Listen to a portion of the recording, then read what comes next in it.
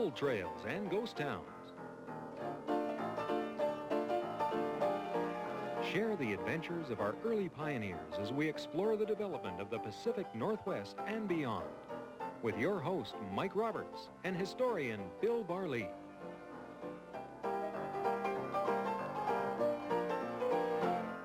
Welcome to Gold Trails and Ghost Towns. Mike Roberts with Bill Barley, and we're talking about, of course, the riches of mining in British Columbia. Today, I thought we'd done the best silver mine in the world already, but you think this one is better, is the best?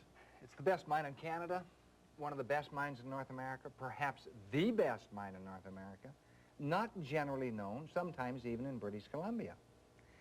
It started in 1892.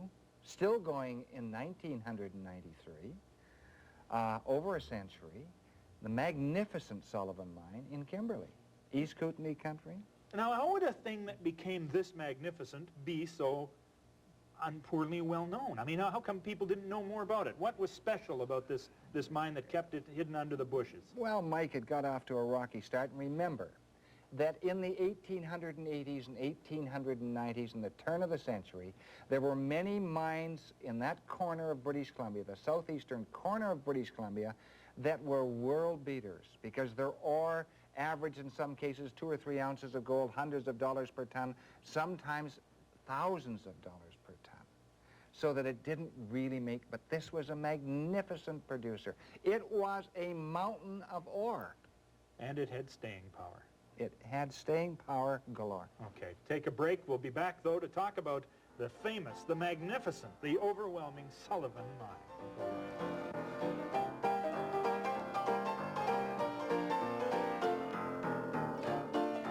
Gold Trails and Ghost Towns, Mike Roberts and Bill Barley, and we're talking about the Sullivan Mine today, and as you indicated in the opening, maybe one of the reasons this never sort of became a real prominent, at least a much discussed mine, is that there were so many others around it doing so well.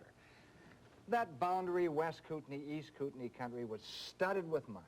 And if you take a quick look at it, and we'll take a few of the towns and a few of the mines that made that area famous. Certainly you start at Camp McKinney, which is in the far western part of that district. Gold. Camp McKinney, sure. This was a gold camp, and it was a gold mine, and of course the Caribou Amelia was the great mine. Then you move down that Kettle Valley and you get into Greenwood, and you had the Dominion Copper Company smelter there, and you had Deadwood, and you had the Providence Mine. Silver mines in there, right in Greenwood itself, mostly silver, a little bit of gold, a little bit of copper. Yeah. Move up the hill to Old Phoenix, which is, once an incorporated city. Gone now, Mike, completely vanished. But it had, the old Ironsides, it had the Knob Hill, had a number of other mines, mostly copper with a significant amount of gold.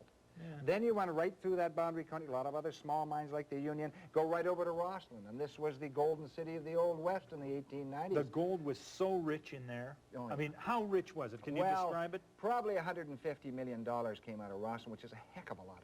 And you had massive mines, mostly on Red Mountain as well as OK Mountain region, but you had the Leroy, you had the famous Center Star, the War Eagle, the Nickel Plate, the Josie, the Black Bear, the White Bear, the Brown Bear. You name dropper, you. Yeah. And you guys, Nelson's not far away. Well, Nelson, of course, was there in the 1880s, discovered by the Hall brothers, and that's the famous Silver King and the Kohinoor and the American flag, and massive silver in that area. But then you go all the way through that Kootenay country, go up into the Slocan, into Slocan City, which was a very picturesque town and a real city in the early 1900s, and the Ottawa and the Arlington and all those mines up there. Then you go up the valley up into Silverton, you get into the Standard and the Hewitt and the Van Roy, and those were all silver mines as well, you see, silver, lead, and zinc. Yeah. Then you jump up into that pass country up there, and you come to famous Sandon, which is derelict town. The gem of the silvery Slocan. Sure, it was a bona fide city, several thousand people, Mike. And you had the Rico, and you had the Silversmith, and you had the Slocan Star, and you had the Noble Five, and it went on, scores of mines in there. Almost all silver, high-grade silver, up to 2,000 ounces per ton. Spectacular. Then you jump right over to the Kootenay Lakeside, you get into Caslow, and Caslow, of course, led right into that Whitewater area, and Nashton, and Ainsworth. Oh, yeah, well, we get there after, because it also led into the Lardo. So you run from old Caslow, which was kind of the shipping point, the division point, and the distribution point. You go right into Camborne, and and then that was the Nettie L and the Silver Cup, and then that's That's Ferguson, Eddie L. and the Silver Cup. Then you get into Camborne, you'd have the Eva and the Silver Dollar and mines like that. Gold and silver up there. Then you go down south from Nelson, and you get right into, as you mentioned, you get into Ainsworth, Mile Point, and let her go Gallagher, and a lot of very, very famous silver mines in there. Then you go down a little farther down the valley, you get down to that Weimar country, and you had one of the premier mines of the British Empire at one time. That was the Weimar mine, and a whole bunch of others, you know, the Yankee Girl and so on. And so that was, and the Fern, that was a rich gold mine as well. Then you go down from there, you get down to Salmo, and right out of Salmo was that Sheep Creek country. The Mother Lode and the Sheep Creek mine and the Nugget. And then you jump over in that East Kootenai country. And that was a little later in coming because people tended to concentrate in the West Kootenai boundary. Then they started drifting over to that East Kootenai country. And the first mine that really became, I think, famous there, of course, was the marvelous St. Eugene at Moyer. Discovered by an Indian, named the St. Eugene. And it was the premier silver mine in that East Kootenai country for several years. Very, very high-grade silver, concentrated ore zone. And because of that, basically because of that, miners began to gravitate into that East Kootenai country. And one of those miners, rather interesting, was Joe Bourgeois. He had discovered Red Mountain and all the mines in Red Mountain, along with Joe Morris, another French-Canadian. And an interesting thing, Mike. Well, having discovered something as big and rich as that, I mean, was he fixed for life, or was like so many miners who just did it, made it, lost it, went after more of it? He always had money. He always had backers. We don't know how he did. I've tried to trace him. I've been unsuccessful. To trace some of his history, not all of it. In the 1880s and 90s, most of the great discoveries were made by Irishmen or French-Canadians in British Columbia. And here's Bourgeois, and here's Bourgeois with another French-Canadian part of Columbia. Now, where is he going? The St. Eugene attracted him. Now, where did he go? Yeah, he's following the North Star, I think, because he goes north. He's kind of a celestial guy, is he? He is indeed. Well, the other mine he named the Center Star. Remember that, Mike? Yeah. That was in Rosslyn, and that was on Red Mountain, and all that galaxy of mines up there. So he follows the Center Star and gets up an unnamed creek, quite far north of Moyer, actually. Creek is called Mark Creek. And he starts prospecting on one side of the creek and comes across a massive deposit of silver, lead, zinc. He can tell at a glance, he's an experienced miner, that this is very, very good silver property. He made a slight mistake. The great prize lay just across the creek. So he stakes this mine, which he calls the North Star. The North Star? Yeah, and the North Star became, again, a premier producer, but it didn't really last. At the same time, almost the same time, summer of 1892, 10 Irishmen band together, and they fan out through that country, and a lot of the ground is staked, and the North Star staked. They go across the valley, and they discover a massive body of zinc, lead, and silver, in about that order. Well, zinc, problem with zinc, it's a penalized ore. They had to separate it from the lead and the silver, and it cost a lot, so you were given a penalty if you sent that to the smelter. So what they did is they actually divested themselves of this property. And the interesting thing was that the guy who was leading the expedition was a guy called Pat Sullivan. And Pat Sullivan was one of these miners who was a bit fey, shall we say. And he had a recurring dream that happened time and time again over the years that he was going to die in a cave-in. So they staked this ground. Now, Burchett said they went back to stake the ground because he left a compass there. I frankly think that was after the fact. Sullivan was the leader of that party. He was the acknowledged leader of the party. He then drifted on to Idaho, not thinking that the Sullivan would ever become... Because it had this really, zinc problem. That's right, Okay. because of the problem. And he was caught in Idaho, in a cave-in in a mine in Idaho. And was killed. And was killed, exactly as he had pictured it in that recurring dream. And the other 10, or the 9 of the 10 who remained, were given $10,000 for their discovery. Now think of it, $10,000. And they then sought out the widow of Pat Sullivan, who was in Ireland, and made sure she got to the penny the $1,000, which was her husband's share. What an honorable thing. Yeah, I mean, they indeed. could have just spent it, and who's to know? Yeah. But they followed and paid her off. That's right. Well, that's wonderful.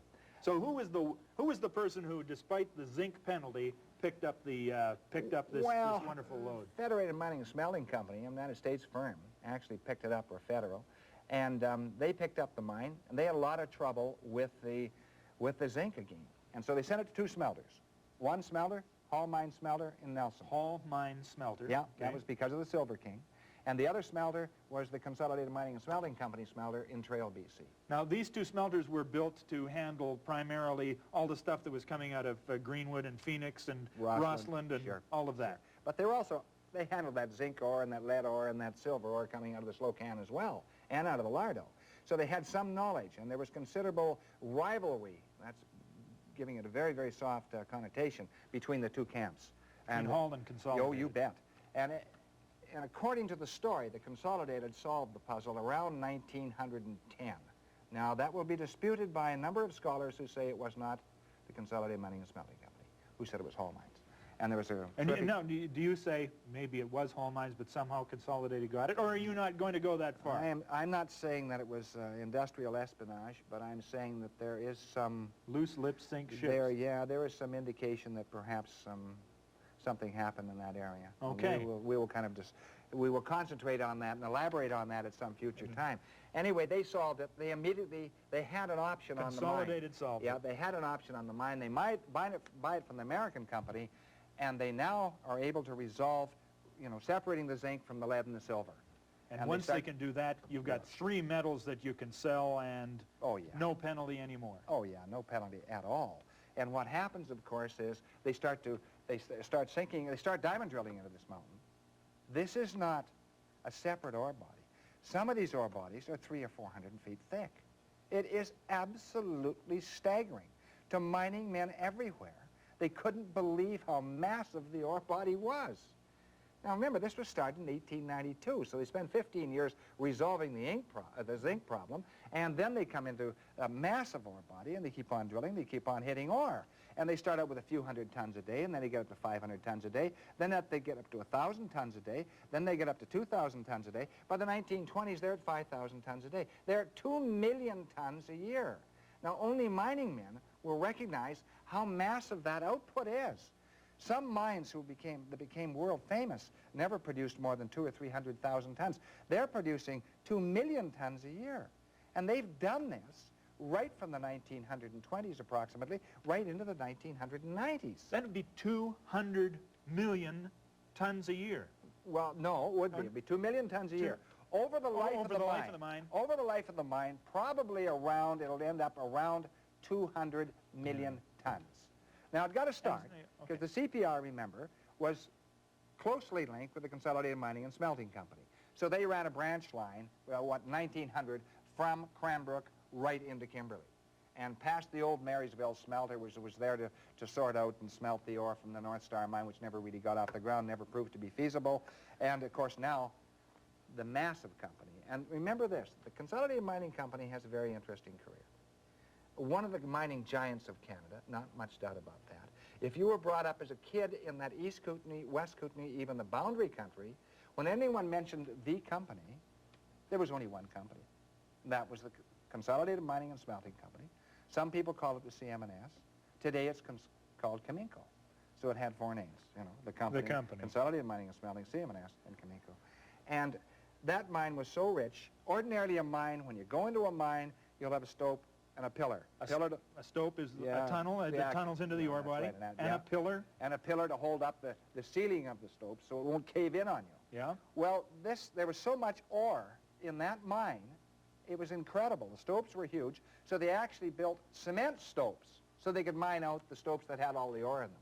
So in that mine, you'd go in and see the big cement stopes. And remember, some of these miners, when they were barring down in that mine... What is barring down? That means breaking away the loose rock so it doesn't come down on your head. That's what these guys in this picture are doing. They're standing on ladders, standing on a ladder. This is about 1930s. Look at how high that ladder is. Sure, 50 or 60 feet. And when you look at that, the early years, of course, they hauled out all this ore by wagon load. And then we have, here's a picture of one from the lower level of the Sullivan, and here's a wagon load of ore going out. This is very, very tedious. But as you go along, here's another photograph, which I think is very explanatory. And here's a crew of miners going into the Sullivan, into the main portal, and the date on it, right on, is 1915. And that's when the Sullivan, they start to realize by 1915 that this is going to be a world beater. And when you say world beater, you have to compare. You can compare about 3 or 4 places in the world. Broken Hill in Australia. They said the Sullivan would never match Broken Hill, Australia. Broken Hill has been shut down for years. It was a great silver lead zinc mine. Couldn't touch the Sullivan. Look at the Comstock load. The Comstock in Nevada. Load. In Nevada. Yeah. It's just staggering. didn't even come close to the Sullivan. It's been closed for years. The only one that's comparable is the Sunshine Mine in Idaho, and that's produced probably close to 400 million ounces of silver. But their ore generally was not as rich, because that ore in the Sullivan had a little bit of silver, not as much, naturally, and it got poorer with depth, the old Kootenai curse, but it had so much lead zinc in it, it was absolutely staggering. It was straight ore.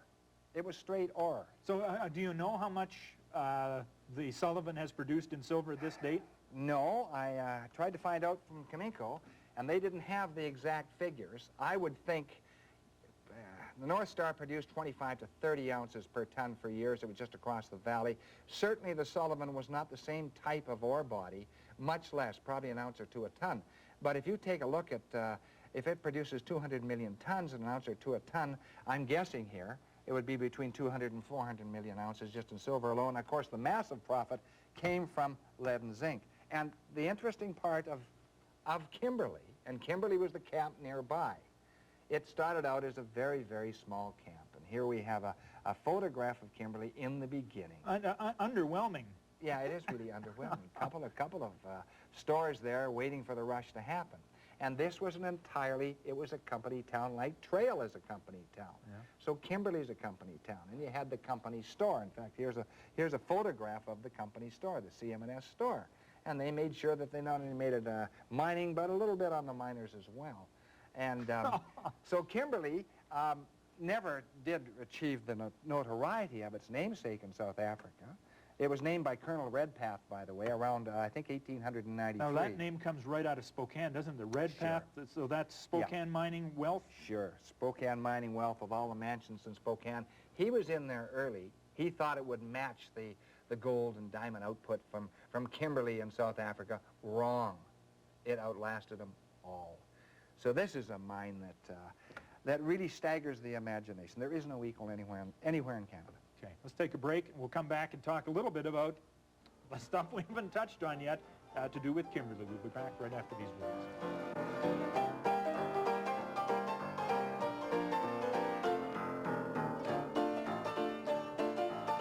I'm holding a piece of silver lead zinc ore from the Kimberley mine, and this piece, now see if we can get the size of this. The tunnel into which they mined to get this was all ore. All ore. Everything, and you said that some of these veins were 300 feet thick. 300 feet thick. I mean, it was just staggering. There are hundreds and hundreds and hundreds, probably thousands of miles and tunnels in that area. And it's all ore. They didn't have to put it through dead ground. On the Sullivan sign, it's virtually all ore. There would be exceptions. But, you know, they thought the Sullivan was going to last till the 1940s. Then they thought it was going to last till the 1950s. Then the 1960s. Then the 1970s. Then the 1980s. It's the 1990s, and it's still going. And there's an old saying in the Kootenai country, Mike, especially which really adapted to the CM&S, when in doubt, fall back in the Sullivan. And that's a fact. And they did, and they did. Well, sure they did. Decade after decade. Yeah. And here it is. The concept that there is a hole in this mine that's the size of a 30-story building boggles the mind. Oh, yeah, sure it does. Sure it does. And, you know, what amazes me is when we're talking now, and there are people whose great-great-great-grandfathers worked in that mine, and they're watching this program. The mine is still going on. That's staggering. And, you know, what it really means is that this country is a fascinating prospector's dream. I don't care whether you're... Think there's another vein like this hanging around that they just haven't stumbled on? Yeah, that has been the dream of many a prospector, many a lode prospector in this area. But certainly, as far as a placer man is concerned, you know, if you want to take a look around for some interesting ground, I would head not down to Wild Horse, which is very close by, Wild Horse Creek, discovered in 1864. I would head into Perry Creek. And Perry Creek is fascinating for several reasons. There is gold on bedrock in Perry Creek. The bedrock is deep down, and the Jordans found that out, and other people who tried to plumb the depths of Perry Creek. Quicksand down there, and seven runs of gold. The gold disappears at about Sawmill Creek. The Montezuma Tunnel that comes into Perry Creek, and I know it well, carried interesting gold values. And where the gold came in, they haven't been able to trace it. Now, the other interesting thing about that, Mike, is this, is that somewhere between Perry Creek and northward, towards Kimberley, there is a recurring rumor and a tale of a lost high placer gold area in there. And I've talked to several miners who have indefinite, and I do mean indefinite, details of it. But it's intriguing enough that, and there is high gravel up there, and there's alluvial gravel or wash gravel in the upper reaches of that area. So I would think that if I were young and if I were 25 or 35 years old or something, I would kind of wander through that country and dry pan in that area. But I would hazard a guess that Consolidated Mining and Smelting and those people have it all tied up. I mean, do we go to the local mines office and say, where are the claims staked and where's the dead ground? Now, the Consolidated Mining and Smelting generally will not touch placer ground. They've been burned too often. They were burned in that Caribou country. They were burned in the Atlan country. They didn't make any money in placer ground. Stay in lead. Placer ground is an imperfect science. When you've got a mountain like the Sullivan, you can fall back on that. You can't always fall back in placer ground. Yeah. Now, Kimberley, now you said something at the beginning of the program, and surprisingly, we haven't talked much about the town. It's sort of, I mean, right now it's a ski town. It's in those beautiful Rockies and that high mountain, the Purcells. And was this, maybe we never got struck with the romance of it because it was such a company town. I mean, it was under the thumb, it was under the control of one group. Yeah, certainly. The Consolidated Mining and Smelting Company controlled the destiny of the town. And the town itself is still a fascinating town. Of course, I have kind of predisposition to like mining towns. I've been brought up in a number of mining towns. And I think that the mine is winding down, not much doubt about it, Mike. And the Sullivan will come to an end, but what a magnificent story. Yeah. We're also observing, as you described all of these towns, all of these camps that arose for silver, copper, gold. I mean, there they are, and they're on the Canadian side of the 49th parallel. You don't have to go far south to find nothing. I mean, we really lucked out in this regard. Yeah, we did, except for that panhandle of Idaho where you get that area around Wallace and in there. We would have given them Roberts Bank or Point Roberts in exchange for that panhandle. Yeah, for sure. For sure. And, of course, around Republic as well. But generally speaking, I mean, look at Phoenix. Phoenix is right a few hundred yards north of the 49th parallel. Not the only one either. So we usually specialize in ghost towns in this program, but today, no ghost town, still a flourishing mining community right now. Yeah, sure. It won't go the way of Camborne or Ferguson or Sandon or Camp McKinney or Phoenix. Those towns are long gone, different era, different times. And I think that Kimberley has a story that we probably should have got to sooner than we did, Mike, but I'm glad we finally got it on the... Well, probably the whole story of the Sullivan Mine has not been told. We've been using the mining records over the years, but a fascinating story. Join us next time for Gold Trails and Ghost Towns. Bye-bye.